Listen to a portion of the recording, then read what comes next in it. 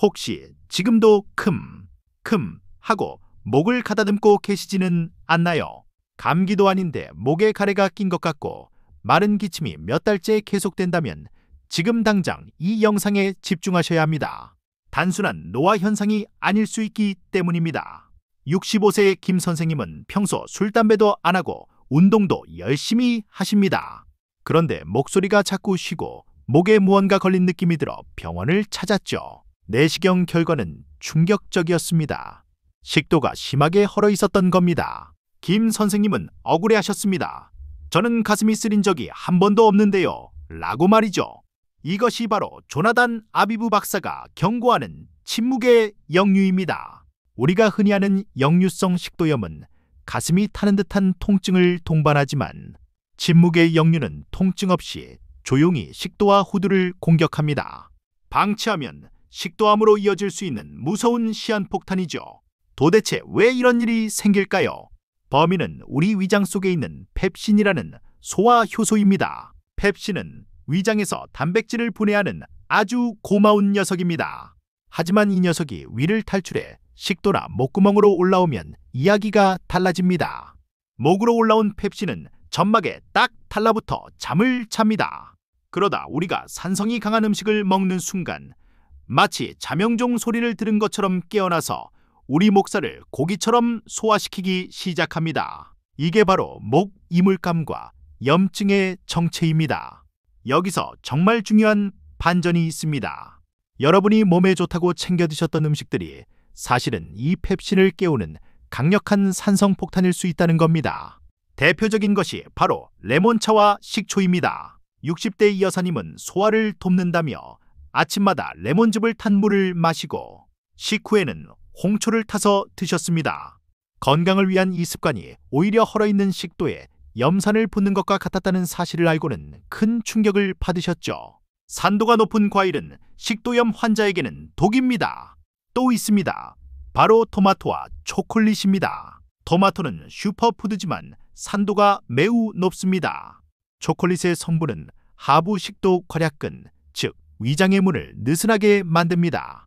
문이 열리면 위산이 역류하기에 딱 좋은 상태가 되는 것이죠. 속이 더부룩하다고 사이다나 콜라 드시는 분들 계시죠? 탄산음료는 그야말로 산성 덩어리입니다. 잠깐 트림이 나와서 시원하다고 느끼지만 실제로는 식도를 태우고 있는 겁니다. 커피 속의 카페인도 식도 괄약근을 약하게 만듭니다. 믹스커피 한 잔의 여유가 내 목을 조여올 수 있습니다. 아니 작가님, 그럼 도대체 뭘 먹고 살란 말입니까? 과일도 커피도 다 안 된다니 너무하네요 하시는 분들 계시죠? 걱정 마세요. 조나단 박사는 무조건 굶는 게 아니라 식도를 보호하는 교체 선수들을 제안합니다. 핵심은 딱 28일, 약 4주 동안만이라도 철저하게 산성 음식을 피해서 식도의 염증을 가라앉히는 겁니다. 식도 점막이 회복될 시간을 주는 것이죠. 이를 치유기라고 부릅니다. 먼저 과일부터 바꿔볼까요? 신맛 나는 귤, 오렌지, 레몬, 자몽은 잠시 내려놓으세요.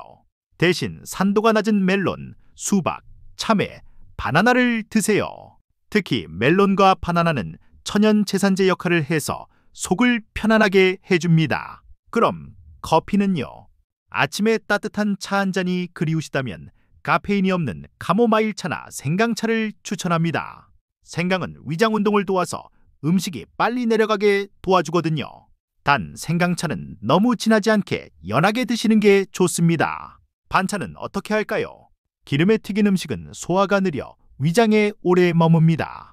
그러면 위산이 더 많이 나오겠죠. 튀김보다는 삶거나 찐 조리법을 선택하세요. 닭고기, 생선, 두부 같은 부드러운 단백질은 식도 회복에 아주 좋은 재료들입니다. 식사 중에 물을 벌컥벌컥 드시는 분들 계신데요. 이건 위산을 묽게 만들고 소화를 방해해서 오히려 역류를 부추깁니다. 물은 식사하기 30분 전이나 식사 후 1시간 뒤에 드시는 것이 가장 좋습니다. 밥 먹을 때는 국물도 건더기 위주로 드시는 습관을 들여보세요. 가장 중요한 규칙 하나만 꼽자면 바로 저녁 식사 시간입니다. 저녁은 잠들기 최소 3시간, 가능하면 4시간 전에 끝내야 합니다. 위장이 텅 빈 상태로 잠자리에 들어야 누웠을 때 위산이 목구멍으로 올라오지 않습니다.